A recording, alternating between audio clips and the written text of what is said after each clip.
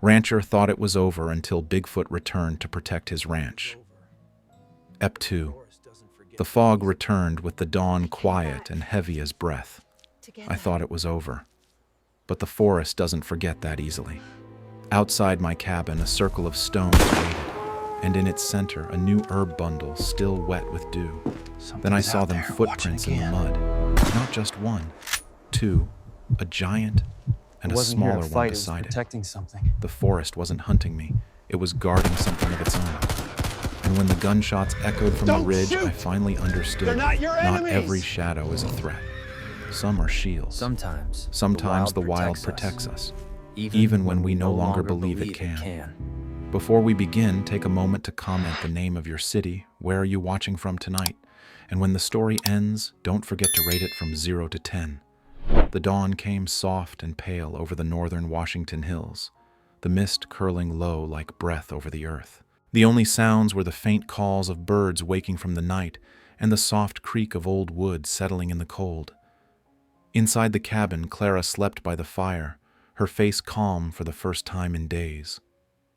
James Harlo, a man who had lived half his life in silence, thought the terror of last night had finally passed. The world outside seemed still untouched. But when he opened the door, the air shifted. There on the porch lay a half-moon circle of stones, perfectly arranged. In its center rested a fresh bundle of herbs still wet with morning dew. James knelt, fingertips brushing the damp leaves. The wind rose suddenly, carrying a deep, low hum from the forest, not a warning but a whisper. And then through the fog, a massive figure appeared, still watching, familiar. Bigfoot. It didn't approach. It only nodded once solemnly before fading back into the mist. James whispered almost to himself, "I thought it was over." But the forest doesn't forget that easily. Part 1. The message. In the dew. The fog still lingered over the valley, a thin veil that shimmered under the early morning light. The world outside the cabin had turned silver dew, clung to every blade of grass, and the tall pines filtered sunlight through their dripping needles. It was the kind of dawn that promised calm, but to James Harlo, calm no longer meant peace. He stood on the porch, boots damp with frost, arranging the small circle of stones he'd found at sunrise. The half-moon shape was delicate, almost ceremonial. Whoever or whatever had placed it there had done so with care. The stones were smooth, river-worn, gathered from the creek half a mile north. James hadn't been to that creek in months. He placed the last stone in line, stepped back, and exhaled. His breath drifted in the air, mingling with the fog. In his hand, the herb bundle glistened with dew, wild mint pine needles, and something fragrant and unfamiliar tied with bark cord. It smelled alive. Behind him, the cabin door creaked open. Clara's voice was soft, fragile, but steadier than the day before. She stood wrapped in a blanket, her bare feet hesitating at the threshold. Her hair fell loose around her shoulders, catching the morning light like threads of gold. He turned, half smiling. "You're up early?" She blinked, still groggy. "Couldn't sleep." "The forest sounds different this morning." James nodded. "It's quieter, like it's waiting for something." Clara's gaze drifted down to the porch, to the stones glinting faintly with moisture. She frowned. "Did you make that?" James shook his head. "No." His voice dropped lower, almost reverent. "It's their way of saying peace." For a moment, Clara didn't move. Her eyes widened, scanning the half-moon of stones, then the herb bundle resting in his hand. The air between them hung heavy, full of disbelief, but also something softer. She knelt beside the stones, touching one with her fingertips. The surface was cold, slick with dew. "Peace," she murmured almost to herself. After everything, James crouched beside her, setting the herbs gently at the circle's center. Sometimes even the wild understands more than we do. A silence settled. Only the sound of wind stirring through the pines filled the space, a quiet so deep it felt sacred. Clara bowed her head, shoulders trembling. James looked at her, confused at first. Clara, tears had begun to slip down her cheeks, catching the early light. She shook her head, quickly brushing them away. "I'm sorry. It's just..." Her voice broke. People always said those things. Those creatures were monsters, hunters, killers. But this, she gestured toward the stones. This is something human, something kind. James's throat tightened. He wanted to tell her she was right, that he'd seen it too, that same gentleness in the way the creature had placed her down at his doorstep, like a father laying a child to rest. But the words wouldn't come. Instead, he said quietly, "Maybe kindness doesn't belong to humans alone." Clara met his gaze, her eyes red but shining. You really believe that he looked toward the forest where the fog still curled between the trees? I do now. For a long while they stayed like that, two survivors crouched before a message left by something neither of them fully understood. The forest around them stirred softly alive yet still. James stood first, brushing the dirt from his hands. "Come on," he said gently. "Let's get you something warm." But before they could turn away, the wind shifted. A low sound rolled through the valley, not sharp or violent, but deep and resonant, like the earth itself had taken a slow breath. It came from far off beyond the tree line and carried the weight of distance and meaning. Clara froze. What was that James didn't answer right away? His pulse quickened, but not with fear. That sound, he'd heard it before. Not the bellow of a bear, nor the howl of wolves. It was the same voice that had echoed through the night when Bigfoot first appeared. He stepped to the edge of the porch, scanning the misty horizon. The sound came again, low and mournful. It wasn't rage, it wasn't warning, it was calling. James's chest ached with recognition. He felt the vibration in his bones, deep as thunder but slow as a heartbeat. Clara whispered, "Is it them?" He nodded slowly. "It's not just one." The air thickened with tension. Birds scattered from the treetops, wings flashing pale in the mist. A ripple ran through the fog like a breath stirring water. James whispered, "It's not over yet." Clara gripped his sleeve. "What do you mean?" He didn't answer. His eyes stayed locked on the tree line where shadows began to shift between the pines, slow, deliberate, massive. But then, as suddenly as it began, the wind dropped. The sound faded, carried off into the distance until only the faint hum of the forest remained. James stood there long after the silence returned, his heart steady but heavy. Finally, he turned to Clara, his voice calm. "Go inside. I'll be right there." She hesitated, eyes full of questions she didn't dare ask, then nodded and slipped back into the cabin. James knelt again beside the stones, tracing the half-moon shape with his finger. The dew glistened on his knuckles, reflecting the pale gold of dawn. "I hear you," he murmured to the forest. "I don't know what you're trying to say, but I'm listening." The breeze answered softly, curling around him like a sigh. He placed his palm over the herb bundle, the scent of pine and wild mint rising with the warmth of his skin. For the first time in years, James Harlo, the man who had once built walls between himself and everything living, felt something break open inside him. Not fear, not even wonder. Belonging. The forest no longer felt like an enemy. It felt alive, aware, almost grateful. Behind him, the cabin door creaked again, the sound of home waiting. Ahead, the woods whispered secrets older than any man could understand. Between the two, man and legend, a fragile peace hung in the mist, written not in words, but in dew stones and silence. Part 2. The Fence and the Shadows. The afternoon slipped quietly into gray. The light faded early, swallowed by a rising fog that rolled down from the hills like smoke. The pine trees loomed darker now, their outlines smudged into the mist, and every sound, the creak of the porch, the cry of a crow, carried too far. James Harlo stepped outside, pulling his coat tight. The chill was sharper today, the kind that clung to skin and made the world feel smaller. Clara had fallen asleep again by the fire, exhausted after the long morning. James didn't want to wake her. Something in the silence outside had been pressing on him since noon, a weight that wouldn't let him rest. He made his way toward the fence. The ground was soft, underfoot black mud, sucking lightly at his boots. Each breath came out in pale clouds that dissolved into the damp air. At first, nothing seemed different. The fog muted the world, hiding the familiar landmarks of the ranch. But as he reached the northwest corner, the same place where he'd once found the first tracks, his pulse quickened. The air smelled faintly of iron and pine sap. The fence was broken. A full section of it, 3 posts and a length of wire, had been snapped clean through the wood, splintered, as though something enormous had slammed against it. James crouched down, running his hand along the jagged break. The wood was fresh pale inside, still damp from the morning mist. Whatever had done this, it wasn't last night's storm. It was today. He looked closer. In the mud, deep impressions marked the ground, huge footprints, wider than his boots, pressed so far down that water pooled in them.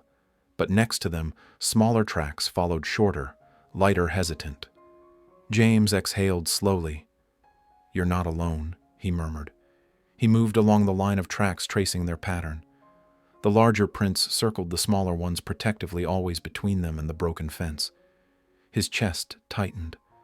There was no mistaking it now. The creature wasn't acting alone, and it wasn't the only one of its kind. A family. As the realization settled in, James noticed something else. On one of the fence posts hung a tuft of coarse brown hair, tangled and wet with dew. He plucked it free. The strands were thick as horsehair, but darker, glinting reddish in the dim light. Beneath the post, a small smear of dried blood stained the mud, not much, but enough to suggest a struggle. James straightened slowly, scanning the fog. The forest was utterly still, but his instincts, honed by years of isolation, whispered that something had happened here. Not a hunt. A fight. He could picture it, the creature Bigfoot defending its young against something that had come too close.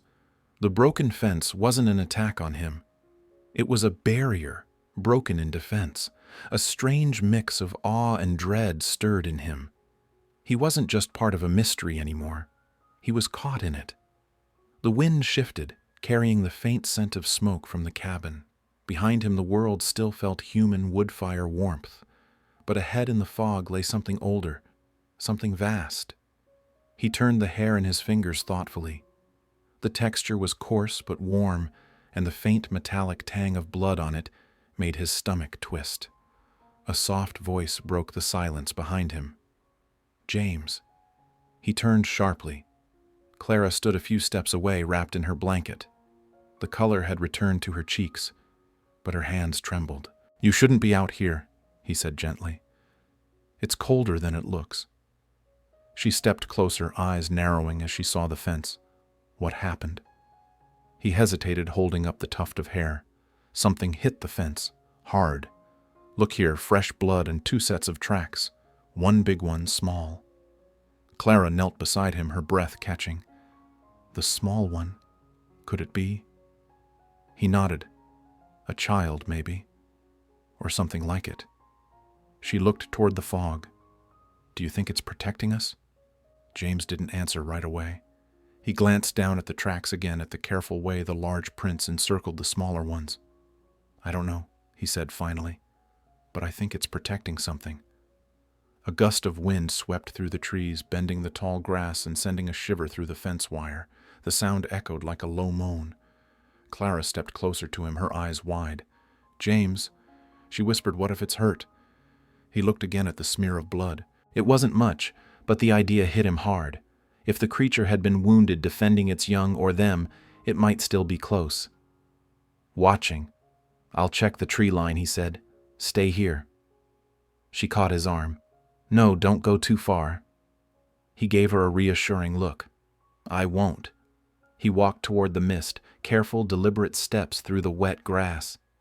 Each step felt heavier as the fog thickened around him. The forest edge loomed ahead, dark trunks rising like pillars, the air colder, sharper beneath their canopy. He crouched, searching for more signs. Branches bent, leaves disturbed, anything. That's when he heard it. A sound. Faint, far off, not the guttural rumble of the creature, but something mechanical, sharp, metallic. He froze. Then, slicing through the fog, a flash of white light blinked once, then again. A flashlight, and then another moving beside it. James's blood went cold. From deep in the forest came the distant echo of barking dogs, urgent and fierce. He turned, striding quickly back to the fence. Clara was standing where he'd left her, clutching the blanket tight around her shoulders. "What is it?" she asked, fear creeping into her voice. "Hunters," James said grimly. "They're back." The color drained from her face. "But why here?" He looked toward the broken fence, the prints, the blood, because they followed the trail. A low growl drifted from the woods, faint but unmistakable. Not the dogs. Something deeper. Protective. James raised his hand for silence. The barking grew louder, closer now, echoing through the trees. Then came the sound of voices, men shouting, the clatter of gear. "They're tracking it," he whispered. "They think it's dangerous." Clara's hand gripped his sleeve. "We have to stop them." James stared into the mist where the beams of flashlights now bobbed like distant stars. The wind carried the smell of gun oil and wet leather. He took a step forward, jaw tightening. "No," he said quietly. "We can't stop them, but maybe we can make sure they don't find what they're looking for." From deep within the forest came one final sound, low, drawn out, full of power. It rolled across the valley like thunder, a call, not of fear, but of warning. James met Clara's eyes. "It's not over yet." The fog thickened, swallowing the last light of day. Somewhere beyond the fence, shadows moved, slow, deliberate, alive. Part 3. The return of the hunter's night came fast and heavy, swallowing the last traces of twilight in a thick wash of gray. The air turned sharp, the fog curling low along the ground, like smoke from a dying fire.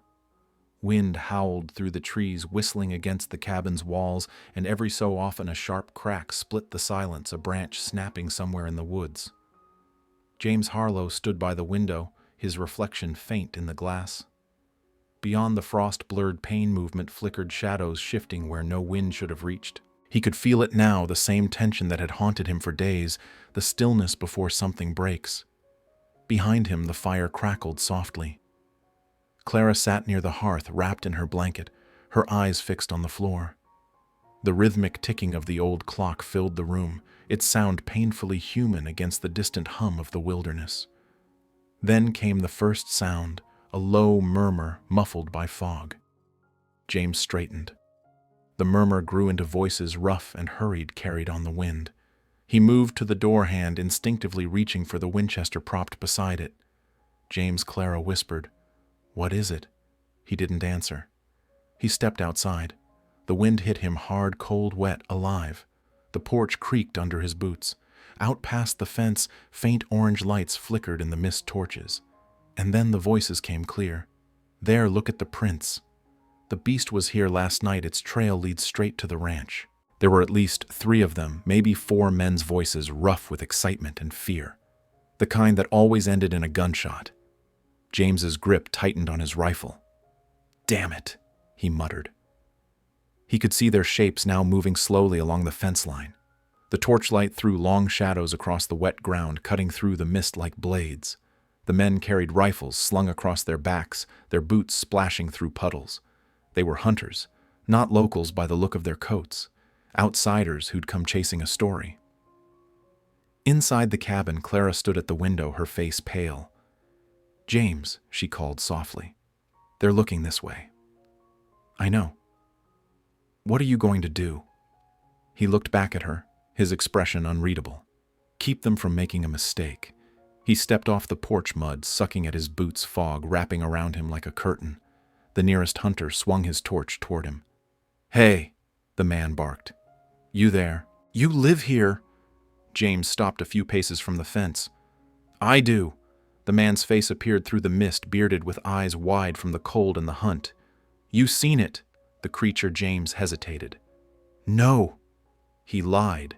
Another voice cut in deeper, impatient. "Don't play dumb, old man. Its trail ends here. Look at the ground." The torches dipped. Muddy footprints, massive, overlapping, undeniable, led from the tree line straight toward the ranch. One of the men swore under his breath. "There's your proof." "It's close. Get ready," another said. James's pulse quickened. He could see the moment forming, the moment that would end with a shot and a scream. "Listen to me," he said, his voice low but steady. "Whatever you think you're hunting, it's not what you believe. It's not out for blood." A hunter laughed. "Not out for blood." You seen what it did to that fence?" James took a step closer, holding his rifle low. The barrel pointed toward the ground. It broke that fence, protecting something, maybe even someone. The men exchanged uneasy glances. The wind picked up again, carrying a faint smell of pine and rain. From the cabin, Clara's voice quivered through the night. "James, come back inside." He ignored her. His eyes stayed on the tree line. Something was shifting there, a deeper shadow moving between the trunks. The fog rippled like breath. The hunters noticed it too. Over there, one shouted, raising his rifle. "Don't!" James yelled. But his warning was drowned by the sudden crash of branches splitting apart. A sound rose from the forest, a deep, thunderous growl that rolled through the fog like an earthquake. Birds exploded from the trees, scattering into the night sky. And then it appeared. The Bigfoot emerged from the mist, a towering silhouette, dark fur glistening with rain shoulders wide enough to blot out the torchlight. Its breath steamed in the cold air. Its eyes burned faintly amber. It didn't charge. It didn't roar again. It stood between the cabin and the hunters. One man stumbled back, whispering, "God Almighty." Another lifted his rifle. "Shoot it." "Don't." James's voice cracked through the air. He stepped in front of the fence, spreading his arms. "Don't shoot. It's protecting us." For a split second, the world froze, fog hanging still, firelight flickering across faces both human and not. Then came the gunshot. The sound ripped through the valley like lightning. Clara screamed from the cabin. Birds scattered again, and somewhere a horse whinnied in panic. The echo lingered long after the smoke had cleared. James stood unmoving, his ears ringing. The Bigfoot hadn't fallen, but its massive frame had shifted, its gaze hardening. It let out a low, guttural snarl that made the ground tremble. The hunters stumbled backward, fear flashing in their eyes. Its charging one shouted, but it didn't move forward. Instead, the creature turned slightly, its body shielding the cabin, its head tilting toward James. The look in its eyes was not rage. It was pain. The torches flickered wildly in the wind. James lowered his rifle, his voice rough. "You see, it's not attacking." But the men were beyond reason now. The taste of fear and adrenaline ruled them. Another gun cocked. James swung his Winchester up, aiming skyward. He fired once, a deafening crack that echoed off the hills. "Enough," he shouted. "Back off before you start a war you can't win." The men froze. The sound of his shot hung like judgment in the cold air. For a moment, no one moved. Then one by one the hunters began to retreat into the fog, muttering curses, their torchlight fading into the darkness. Silence crept back in, broken only by the wind and the faint drip of rain from the eaves. James stood still, rifle lowered. His breath came in shallow bursts. The Bigfoot's chest rose and fell heavily, its breath steaming in the cold. It turned its head toward James one last time. Their eyes met, a silent exchange of understanding and debt. Then the creature stepped backward, swallowed once more by the fog. The forest closed around it as if it had never been there at all. Clara burst through the cabin door, barefoot, trembling. "James, are you hurt?" He turned toward her, his voice barely above a whisper. "No, but it almost was." She glanced toward the woods. "Did it save us, James?" Looked at the broken fence, the mud, the fading light of the torches disappearing beyond the ridge. "Yes," he said softly. "And it's not the first time." The wind shifted again, carrying with it the faint echo of a distant howl, long, mournful, and alive. Somewhere deep in the forest, the wild had spoken again. Part 4, The Shield of the Wild. The night burned in shades of amber and silver, firelight and fog twisting together like ghosts in the cold. The torches the hunters carried sputtered and hissed in the damp air, their glow reflected on the massive back of the creature that stood between them and the cabin. Bigfoot. It loomed like a living mountain fir, glistening wet shoulders, hunched breath rising in thick clouds that curled into the mist. Behind it, the small cabin glowed faintly with firelight, fragile and human, while the wind carried the echo of Clara's frightened voice from within.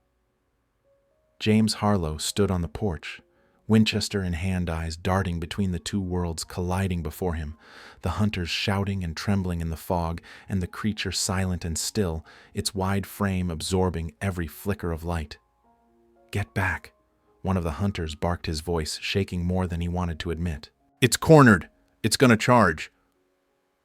But the creature didn't move. It let out a low rumbling growl, deep as thunder, not aimed at the men but at the air itself, a warning, a restraint. Its head tilted slightly toward the cabin, as if making sure the people inside were safe. James felt something rise in his chest, not fear this time, but recognition. He stepped forward. "Don't!" Clara's voice cracked from behind the door. "James, stay inside." He didn't. He moved slowly down the steps, boots sinking into the mud. The wind lashed at his coat, and his breath came in white bursts. He raised his voice, steady, calm. "Stop!" he called out to the hunters. "Put the guns down." One man swung toward him, panic flashing in his eyes. "You're insane." "Get back, old man." James ignored him. "It's not attacking. Look at it."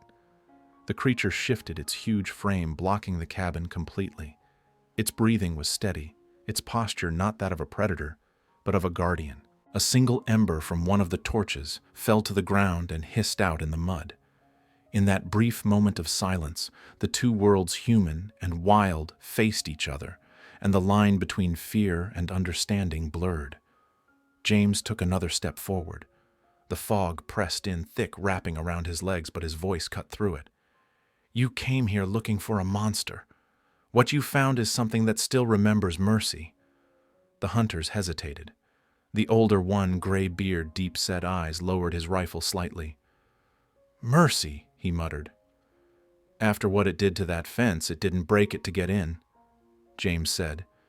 "It broke it to keep something out." A hush fell. The forest seemed to hold its breath. Then, without warning, a gun went off. The sound tore through the stillness, a sharp, violent crack that echoed through the valley. James flinched. Pain shot through his shoulder as the bullet grazed him, slicing fabric and skin. He staggered back, gasping. Clara screamed from inside the cabin, the sound raw and terrified. "Hold your fire!" the bearded hunter roared, lowering the younger man's rifle. "You fool, you hit him!" James pressed a hand to his shoulder. Blood trickled warm between his fingers, but he didn't fall. He lifted his head, eyes fixed on the creature. Bigfoot had turned sharply at the shot, its eyes burning now with a fierce, silent intensity. But it didn't lunge. It didn't strike. Instead, it stepped forward once, just enough for its shadow to fall completely over James. It stood there, a shield of fur and muscle towering immovable. The hunters froze. The creature growled again low and measured the sound vibrating through the ground. It was not rage, it was protection. The torches flickered wildly in the wind. For the first time, the men seemed to see it not as a legend, not as prey, but as something ancient and deliberate. James lowered his rifle. His voice was rough but steady. "You see it now, don't you? It's not defending itself. It's defending us." The words hung heavy in the air. No one moved. Even the wind seemed to have stopped. And then slowly the creature lifted one enormous hand. The movement was gentle, deliberate, the same motion James had seen once before, when it had laid Clara down on his porch. It reached out and pressed that massive hand against the broken fence, the spot where the wood had splintered earlier that day.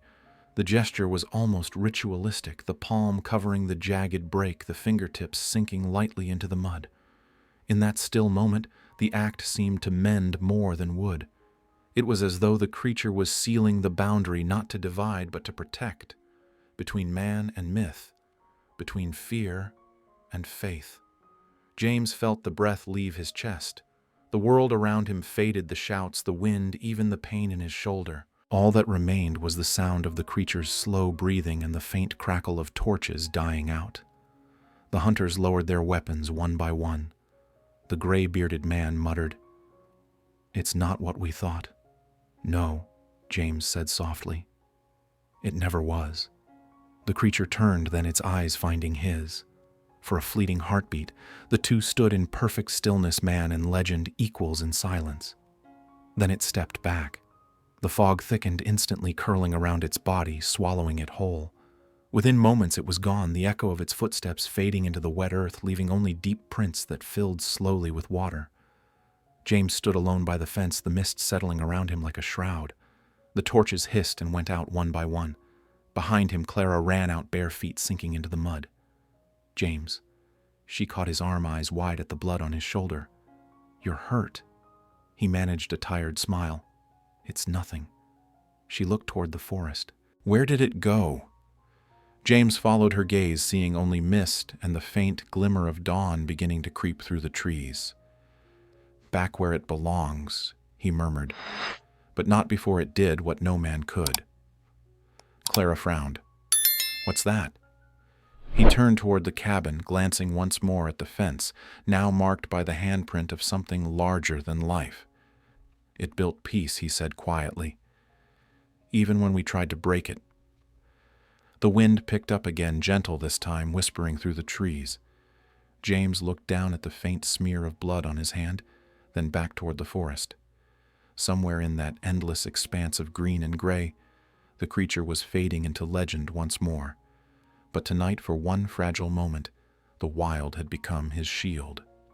Part 5. The peace. After the storm. Morning came soft and golden, a gentle light filtering through the thin veil of mist that still lingered above the valley. The storm had passed. No wind, no howls, no torches burning against the dark. Only the quiet rhythm of dew falling from pine needles and the faint crackle of a dying fire inside the cabin. James Harlo stepped onto the porch. His shoulder bandaged the faint sting of last night's wound, still reminding him that it had all been real. The air smelled of wet earth and pine resin, of a forest breathing slowly after holding its breath for too long. The ground was damp footprints pressed deep into the mud, large, heavy, unmistakable. He followed them with his eyes as they led from the porch across the yard, past the fence he had rebuilt at dawn, and into the open field beyond. There, at the edge of the mist, they simply stopped. He walked closer, boots sinking slightly with each step. The last footprint was perfect, wide-defined, filled with a thin layer of rainwater that reflected the morning sky. And just beside it, laid carefully into the earth, was something new. A circle of stones. This one wasn't broken or half-formed like before.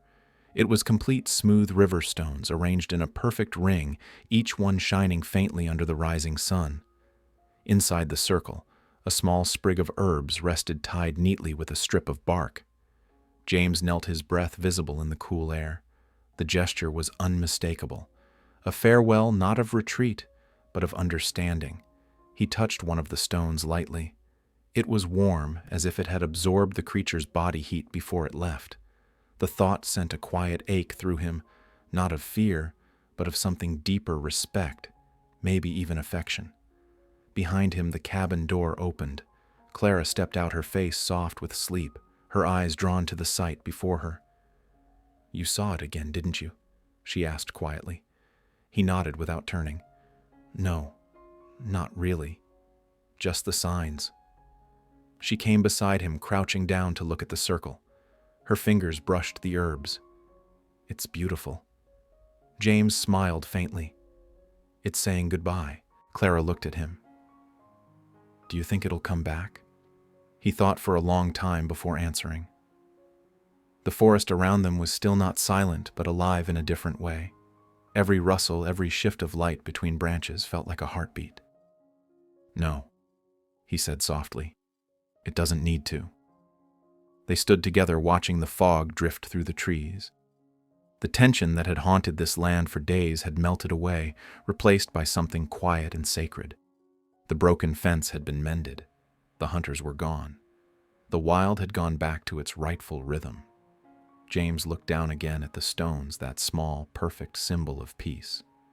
He thought of the hand that had placed them, the enormous fingers gentle enough to shape something so precise. It was almost human. He exhaled, the corners of his mouth lifting slightly. "Guess we both just wanted peace, didn't we?" The words hung in the air, carried softly by the breeze. And then, as if in answer, movement stirred beyond the tree line. James looked up. Through the thinning mist, just at the edge where the sunlight began to break through, stood a tall silhouette, broad, still unmistakable. The massive frame shimmered faintly in the golden light, every breath of the forest seeming to pause around it. Bigfoot. It didn't move closer, didn't make a sound. It simply nodded, slow, deliberate, and for a fleeting moment, the fog caught in its fur glowed like smoke in sunlight. Then as the mist rose and the morning brightened, the figure faded not abruptly, but gently dissolving into the forest that had birthed it. James stood there long after it disappeared, eyes fixed on the place where myth and man had once met.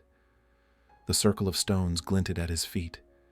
The forest whispered softly alive yet peaceful. He turned toward Clara, who was watching quietly. "Let's go home," he said. Clara looked at him, smiling faintly. "We are home." For the first time in years, James believed her. He took one last look at the forest, the wild expanse that had once frightened him now somehow part of him, and nodded. The wind stirred gently, carrying with it the faintest echo of a low, distant hum, not a growl, but a memory. The kind that stays long after the story ends. The cabin had fallen quiet again. The fire burned low in the hearth, its glow flickering softly across the wooden walls. Outside, the world exhaled no wind, no distant howls, only the steady rhythm of a forest at peace. Clara slept soundly on the couch, her breathing, even a faint smile, softening her face. Beside the window, James Harlo sat with an old leather-bound notebook open on his knee. The firelight shimmered in his eyes as he wrote, his hand steady for the first time in years. The forest isn't cruel. It just waits for someone to listen. He paused, letting the words settle, then closed the notebook gently. For a moment he simply listened to the creak of the cabin, the faint whisper of wind through pine, and the silence that felt almost alive. He was no longer the man who had feared the dark. He was the man who had heard the voice of the wild and understood it. Beyond the window, the mist began to lift. The morning light spilled across the field, washing over broken fences and footprints alike, blurring the line between the world of men and the world of myth. For the first time, both breathed in harmony. James smiled faintly. The silence, he realized, wasn't empty anymore. It was full of memory, of forgiveness, of peace. "Sometimes the things we fear the most," he whispered, "are the ones that teach us how to feel again." This is Rancher Wild West Stories, where mystery meets mercy and every silence heals. If a legendary creature returned to protect your ranch, what would you do? Leave your answer in the comments and rate today's story from 0 to 10.